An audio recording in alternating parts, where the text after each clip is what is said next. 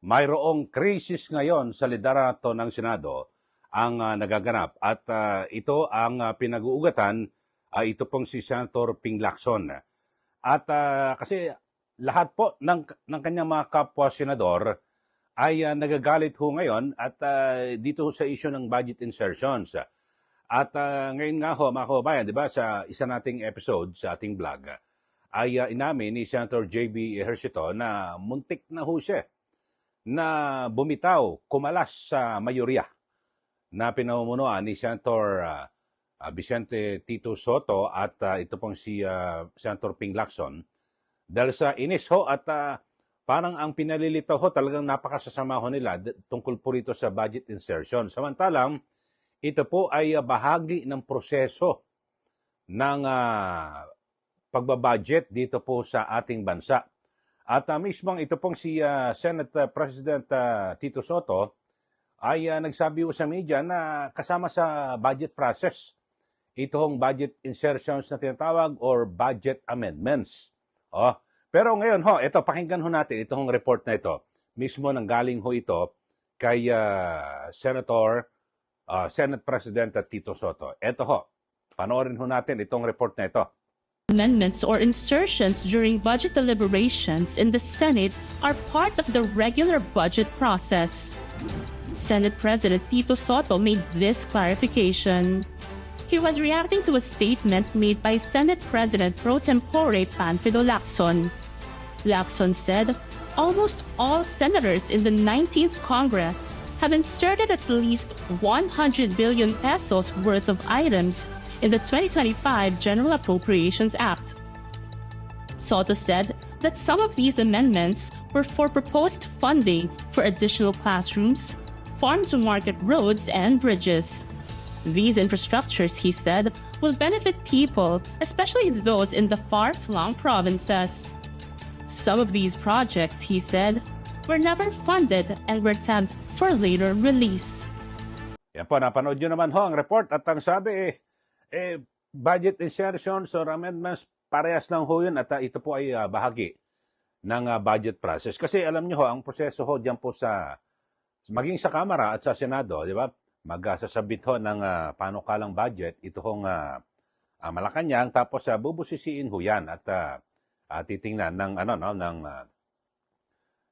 dalawang kapulungan ng Kongreso. So yun, may mga amendments, baka pwede kasi dito ng ilangan na ganito ililipat ng konti. So, ganun hindi masama. Pero pinalitaw ho ni Senator Lacson na talagang napakasasama. At ito ho, ngayon, ang laban ho ngayon ay Lacson naman versus Amy Marcos. Nako, grabe ho ito mga kababayan.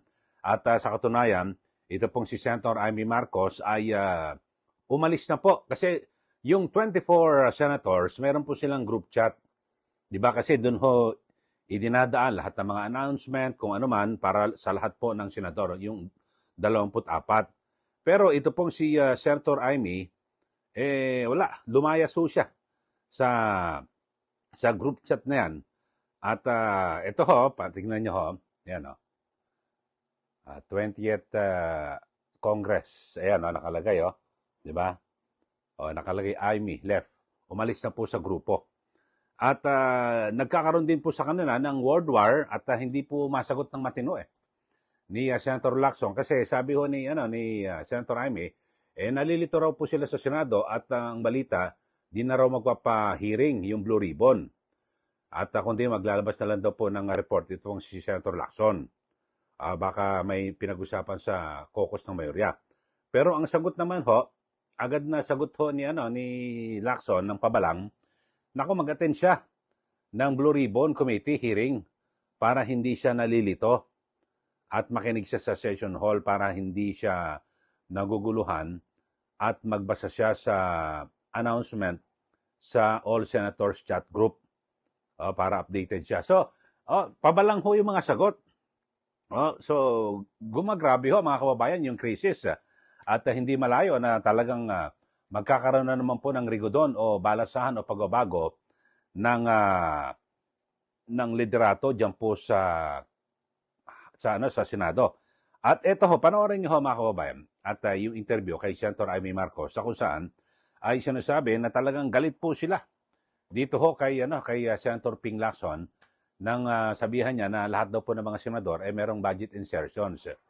O ito ho, panoorin ho ninyo si Senator Amy Marcos. Projects sa O, flood inaaway control. nga namin si Senator Ping eh. Parang hindi naman siya nag-a-amend. Aha. Kapag siya, institutional amendment. Kapag kami, insertion, hello. Hindi. Ano ba pinagkaiba nun? Hindi. Ang trabaho talaga ng senador, alam naman niya, at alam namin lahat, ay katulad rin ng mga kongresista, tignan yung budget ng Pangulo at ayusin, dagdagan, bawasan, pakiusapan. Gano'n naman talaga yon. Kaya may pagbabago mula sa pag-submit ng presidente sa SONA hanggang sa pagdating ng December, yung final na budget. May pagbabago talaga doon. Hindi naman ibig sabihin yung 100 billion insertion, ninakaw lahat yan ng senador at congressman. Hindi naman ganun yun. Yung iba, katulad ng nabanggit ko kanina, yung mga pensyon, yung NBI, yung kasama ko pa nga si Senator Lacson yung pagdagdag namin doon sa Veterans Memorial Budget, kaliit-liit,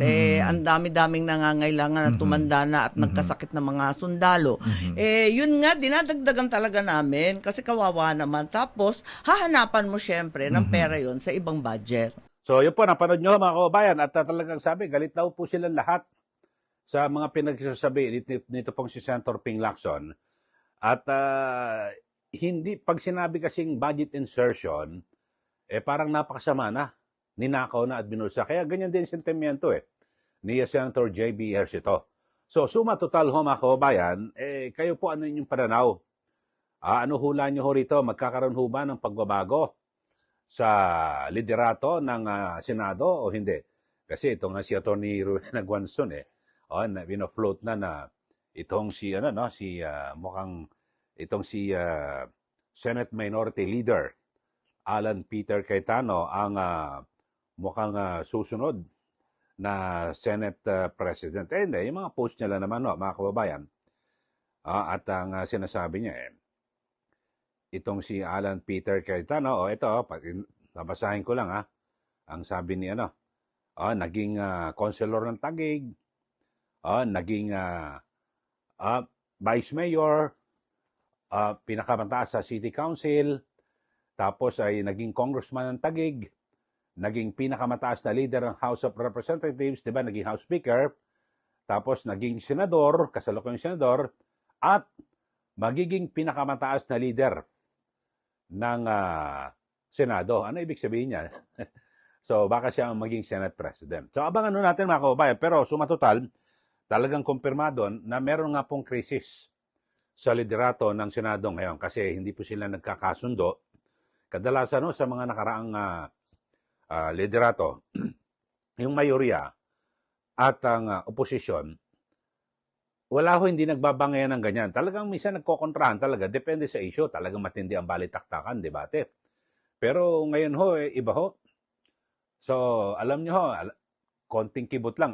Napakalakas ho dyan ng minority sa Senado. Siyam na po sila Diba? Siyam na ho sila. Marcoleta, Jaime Marcos, Jinggoy, Robin Padilla, Bongo, sino pa ba yan? So, siyam ho sila, di ba? Robin Padilla. Tapos ay, bali siyam, si Bato. So, siyam ho sila, mga kababayan. Si Cayetano. So, yun siyam ho sila. Apat lang ho ang kailangan. Magiging 13 na ho sila. Yung apat na yon, itong parang naiinis, muntik na umalis, si JBS ito. Isa na. Yung dalawang bilyar, magkapatid na bilyar. Tatlo na. Sino pa yung isa? Na pwedeng mayakag. Siyempre, kung si Senator Alan Peter Cayetano ang magiging Senate President, siyempre, yung kapatid niya ngayon, nasa mayorya, si Senator Pia Cayetano, lilipat na yan. Apat, tapos na ang kwento. So, yan ang mga posibilidad at hindi natin sinasabi na yan ang mangyayari. At siyempre, nasa discretion at desisyon pa rin yan ng mga senador kung gusto na nila magpalit ng bagong leader sa Senado. Pero sumatotal sa ngayon, meron na po talagang krisis. At ang pinag-ugatan ay ito pong si Senator Ping Lacson. Okay, So, kayo po, ano pa sabi nyo? Bigay na po kayo ng comment. At sa ating mga bagong taga-subaybay dito po sa ating channel, subscribe na po kayo. At huwag nyo rin kalimutan na i-like at i-share. Maraming salamat. Muli, ito po si Ka Eli. Magandang araw po sa ating lahat.